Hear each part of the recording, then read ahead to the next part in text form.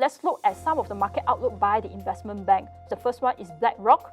So they foresee that the central banks will increase the interest rate to rein in the inflation. And due to the high interest rate, they may cause an economic damage or a recession. But they expect the inflation to cool down but still remains higher than 2%. So this is one of the market outlook by BlackRock. Next, we will look at JP Morgan. So JP Morgan also expect the same thing where the economic growth will slow down because of a high interest rates. And even though the global economy remains depressed, but they don't see an imminent risk of sliding into recession in early 2023. However, they expect a US recession before the end of 2024.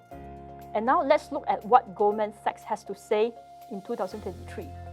They do not expect a recession, but a soft landing. So here, the soft landing actually refers to they expect the inflation to be reversed without causing a recession.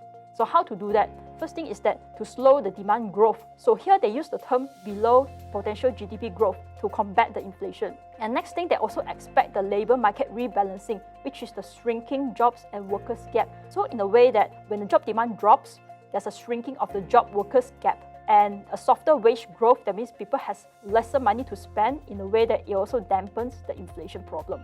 So these are some of the market outlooks by these investment banks. So now let's look at Singapore.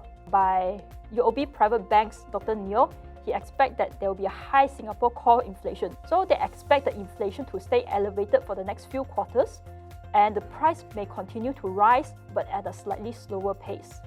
And next, they also expect a high interest rate in order to tame the high inflation, and also a higher probability of recession, but they mentioned that they expected it to be mild.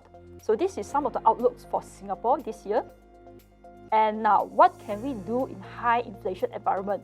First thing, they expect that the market will be volatile, so they encourage investors to frequently review the portfolio to keep track of your financial goals and also manage the risk to determine whether is your investment encountering any high risk.